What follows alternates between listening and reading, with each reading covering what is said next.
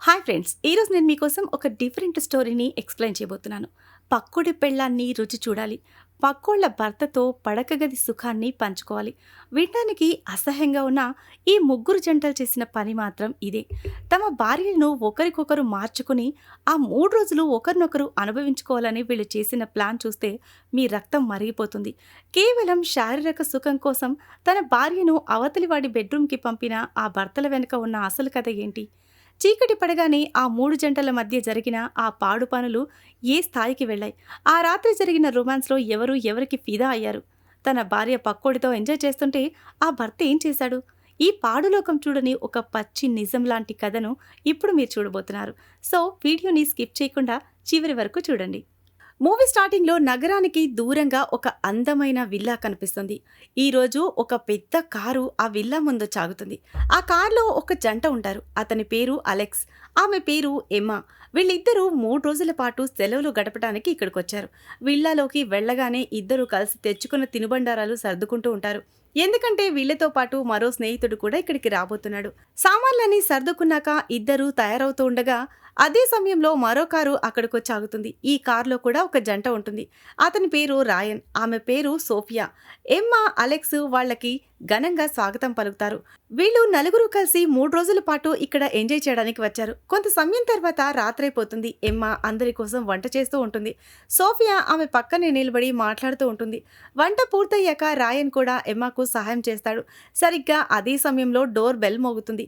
Alex పరిగెత్తుకుంటూ వెళ్లి తలుపు తీస్తాడు. ఎమ్మా చూస్తుండగానే అలెక్స్ ప్రాణ స్నేహితుడు డానియల్, అతని భార్య ఒలివియా లోపలికొస్తారు. డానియల్, అలెక్స్ ఒకే ఆఫీస్లో పనిచేస్తున్నారు. అందుకే వాళ్ళ మధ్య మంచి స్నేహం ఉంది. అయితే డానియల్ ఇక్కడికి రావడం చూసి ఎమ్మా చాలా ఆశ్చర్యపోతుంది. రాయన్, సోఫియా కూడా వచ్చి ఆ కొత్త జంటను పలకరిస్తారు. ఎమ్మా వాళ్ళందరినీ కూర్చోమని చెప్పి అలెక్స్ను మాత్రం పక్క గదిలోకి తీసుకువెళ్తుంది. అక్కడికి వెళ్ళగానే నాకు చెప్పకుండా డానియల్ను ఇక్కడికి ఎందుకు పిలిచావు అని అలెక్స్ని నిలదీస్తుంది. అప్పుడు అలెక్స్ ఆమెతో, నేను రాయన్తో కలిసి ట్రిప్ ప్లాన్ చేస్తున్నప్పుడు డానియల్ మా మాటలు వినేశాడు. తాను కూడా మనతో రావాలని ఆశపడ్డాడు. నేను మన రూల్స్ అన్నీ చెప్పాను.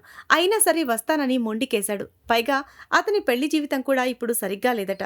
అందుకే మన నిబంధనలన్నీ పాటించడానికి తాను ఒప్పుకున్నాడు అని వివరిస్తాడు. అది చెప్పి అలెక్స్ అక్కడి నుండి వెళ్ళిపోతాడు. కాసేపటి తర్వాత అందరూ కలిసి మద్యం సేవిస్తూ ఉంటారు. ఆ సమయంలో ఎమ్మా అందరితో, ఇప్పుడు మనం అసలు విషయం మాట్లాడుకోవాలి అని అంటుంది. అందరి దృష్టి ఆమె మీద ఉన్నప్పుడు ఎమ్మా ఒక నోట్ పేపర్ చేతిలోకి తీసుకుంటుంది.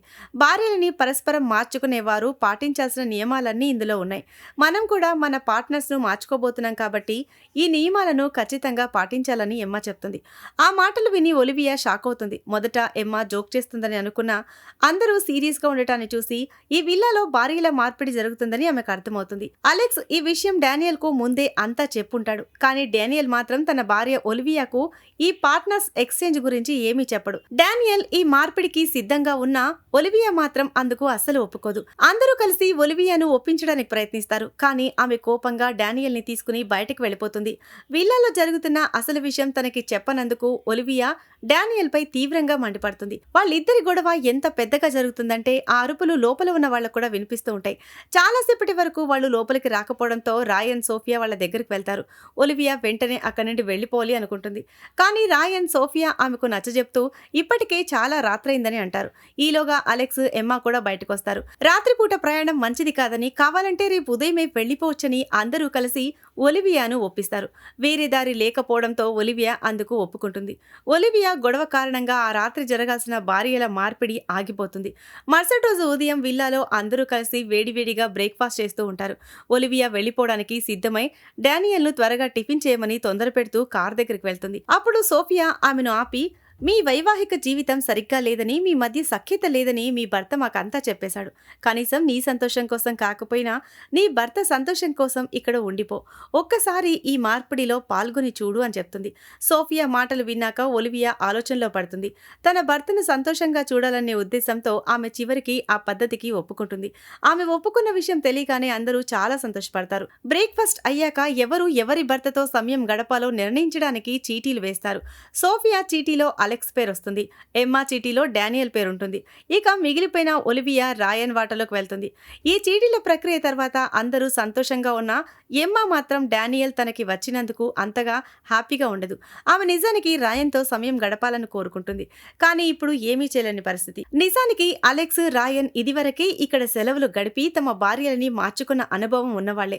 కానీ డానియల్, ఒలివియా మాత్రం ఇక్కడికి రావటం, ఇలాంటి మార్పిడిలో పాల్గొనటం ఇదే మొదటిసారి. కాసేపటి తర్వాత డానియల్, ఎమ్మా కలిసి రన్నింగ్ చేస్తూ ఉంటారు. డానియల్ ఎమ్మాతో కలిసి రన్నింగ్ చేస్తూ మధ్యలోనే అలసిపోతాడు. ఇక సోఫియా చీటీలో అలెక్స్ పేరు ఉండటంతో ఆమె అతనితో సమయం గడుపుతుంది. ఒలివియా రాయన్తో కలిసి ఎంజాయ్ చేయాల్సి ఉండటంతో వాళ్ళిద్దరూ కూడా ఒకరినొకరు అర్థం చేసుకోవడానికి ప్రయత్నిస్తూ ఉంటారు. రాత్రివేళ తమ కొత్త పార్ట్నర్స్తో పూర్తి స్థాయిలో గడపటానికి వీలుగా అందరూ పగలు ఒకరికొకరు దగ్గరవుతారు. రాత్రి కాగానే ఎమ్మా అందరినీ పిలిచి ఈ ఎక్స్చేంజ్ నియమాలను వివరిస్తుంది. మనం ఈ విల్లాలో ఉన్నంత వరకు మాత్రమే ఈ కొత్త పార్ట్నర్స్తో ఎంజాయ్ చేయాలి. అది కూడా కేవలం రాత్రిపూట మాత్రమే. ఇక్కడ నుండి వెళ్ళగానే ఇక్కడ ఏం జరిగిందో అంతా మర్చిపోవాలి. ఎవరితో ఎక్కువ ఎంజాయ్ చేశామనే విషయాలను ఒకరినొకరు అడగకూడదు. మనకి బయట విడివిడిగా కుటుంబాలున్నాయి కాబట్టి ఈ సరదాని ఇక్కడితోనే వదిలేయాలని స్పష్టంగా చెప్తుంది. ఎమ్మా చెప్పిన నియమాలకు అందరూ అంగీకరిస్తారు. వెంటనే అందరూ తమ కొత్త పార్ట్నర్స్తో కలిసి గదుల్లోకి వెళ్తారు. డానియల్ ఎమ్మాతో, అలెక్స్ సోఫియాతో, రాయన్ ఒలివియాతో ఉంటారు. అయితే డానియల్ శారీరకంగా అంత చురుగ్గా లేకపోవడంతో అతని గన్ పనిచేయదు. ఎమ్మాతో ఏమీ చేయలేకపోతాడు. ఏమీ చేయకుండానే నిద్రపోతాడు. మరోవైపు రాయన్, ఒలివియా మధ్య కెమిస్ట్రీ బాగా కుదురుతుంది. అలాగే అలెక్స్ కూడా సోఫియాను పూర్తి స్థాయిలో సంతృప్తి పరుస్తాడు. మరుసటి రోజు ఉదయం డానియల్, సోఫియా ఆడుకుంటూ ఉంటే అలెక్స్ కూర్చుని వాళ్ళని గమనిస్తూ ఉంటాడు. ఇంకోవైపు ఒలివియా రాయన్తో కలిసి బోటింగ్కి వెళ్లడానికి సిద్ధమవుతూ ఉంటే ఎమ్మా వాళ్ళని చూస్తూ ఉంటుంది. ఆటలు పూర్తయ్యాక ముగ్గురు కలిసి పక్కనే ఉన్న అడవిలోకి వాకింగ్కి వెళ్తారు. ఆ సమయంలో అలెక్స్ డానియల్ కు ఒక అడవి పక్షిని చూపిస్తుండగా ఒక విషపూరితమైన ఈగ అలెక్స్ నుదిటిపై కొడుతుంది. కాసేపటికి అందరూ తిరిగి విల్లాకు చేరుకుంటారు. డానియల్ తన భార్య ఒలివియాతో గదిలో ఉండి మాటల మధ్యలో రాయన్ నిన్ను సంతోషపెట్టాడా అని అడుగుతాడు. దానికి ఒలివియా అవును, తను నన్ను బాగా చూసుకున్నాడని సమాధానమిస్తుంది. ఆమె మాట వినగానే డానియల్ మనసులో బాధపడతాడు. ఎక్కడ ఒలివియా తనకి దూరమైపోతుందో అని భయపడతాడు. ఇక ఆ రాత్రికి భార్యల మార్పిడి జరగదు. ఎందుకంటే ఎమ్మాకు డానియల్ ప్రవర్తన నచ్చదు. పైగా ఈగ కుట్టడం వల్ల అలెక్స్ ఆరోగ్యం కూడా క్షీణిస్తుంది. మరుసటి రోజు ఉదయం అలెక్స్ కాఫీ తాగుతూ ఉండగా రాయన్ అతన్ని పిలుస్తాడు. రాయన్ ఒక కొత్త బిజినెస్ మొదలు పెట్టాలని, అందులో అలెక్స్ చేత పెట్టుబడి పెట్టించాలని ప్లాన్ చేస్తాడు. ఆ బిజినెస్ వివరాల గురించి అలెక్స్కు వివరిస్తూ ఉంటాడు. రాయన్ తన బిజినెస్ గురించి ఎంత చెప్పినా అలెక్స్కు ఆ ప్లాన్ నచ్చదు. అందుకే అందులో పెట్టుబడి పెట్టడానికి అలెక్స్ ఒప్పుకోడు. అదే సమయంలో ఎమ్మా, సోఫియా రన్నింగ్ పూర్తి చేసుకుని విల్లా దగ్గరకు వస్తారు. అప్పుడు సోఫియా ఎమ్మాతో నీతో ఉంటే నాకు చాలా బాగుంటుంది, నేను నిన్ను ఇష్టపడుతున్నాను అని తన మనసులో మాట చెప్తుంది. అంతేకాకుండా ఆమెని దగ్గరకు తీసుకుని ముద్దు పెట్టుకునే ప్రయత్నం చేస్తుంది. కానీ ఎమ్మా వెంటనే వెనక్కి తగ్గి నాకు నీతో ఇలా ఉండటం అస్సలు నచ్చడం లేదు అని కరాఖండిగా చెప్పి లోపలికి వెళ్ళిపోతుంది. ఎమ్మా అలా ఆమెను అవమానించేసరికి సోఫియాకు చాలా కోపం వస్తుంది. సోఫియా వెంటనే రాయన్ దగ్గరకు వెళ్లి జరిగిందంతా చెప్తుంది. రాయన్ కూడా అలెక్స్ తన బిజినెస్ కు డబ్బులు ఇవ్వనన్నాడని చెప్తాడు. నిజానికి రాయన్, సోఫియా ఇద్దరూ చాలా స్వార్థపరులు. కేవలం తమ అవసరాల కోసమే ఈ భార్యల మార్పిడికి ఒప్పుకున్నారు. ఎమ్మాను తన బుట్టలో వేసుకుని ఆమె ద్వారా అలెక్స్ నుండి బిజినెస్ కోసం డబ్బులు గుంజాలని సోఫియా ప్లాన్ వేసింది. ఎందుకంటే అలెక్స్, ఎమ్మా దంపతులు చాలా ధనవంతులు. కానీ రాయన్ దంపతుల దగ్గర అంత డబ్బు లేదు. అలెక్స్ డబ్బుతో బిజినెస్ చేయాలన్న వీళ్ళిద్దరి ప్లాన్ పూర్తిగా ఫెయిల్ అవుతుంది. మరోవైపు డానియల్, ఒలివియా మధ్య ఒక అవగాహన వస్తుంది. ఇకపై ఇలాంటి మార్పిడి వ్యవహారాల్లో అస్సలు పాల్గొనకూడదని, తమ సంసారం మీద మాత్రమే దృష్టి పెట్టాలని నిర్ణయించుకుంటారు. ఒలివియా ఎక్కడ తనకి దూరం అయిపోతుందో అన్న భయం డానియల్ను ఆమెకు మరింత దగ్గర చేస్తుంది.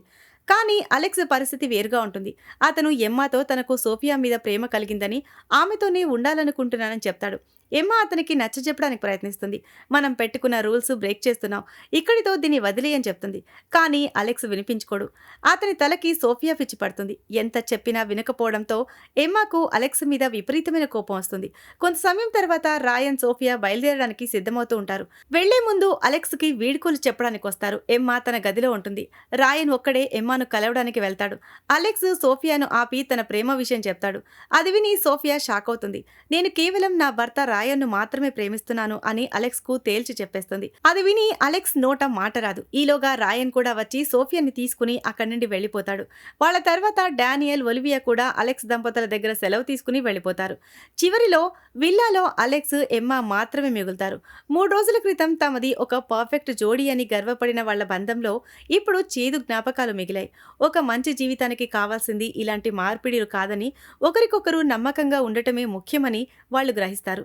ఈ సీన్తోనే ఈ మూవీ ఎండ్ అవుతుంది. సో ఇది ఫ్రెండ్స్ ఇవాల్టి స్టోరీ. ఈ స్టోరీ కనుక మీకు నచ్చినట్లయితే మరికొన్ని ఇంట్రెస్టింగ్ స్టోరీస్ కోసం ఛానల్ని సబ్స్క్రైబ్ చేయండి. అలాగే వీడియో కనుక మీకు నచ్చినట్లయితే వీడియో మీద ఉన్న హైప్ బటన్ని ప్రెస్ చేసి వీడియోని హైప్ చేయండి. Thanks for watching.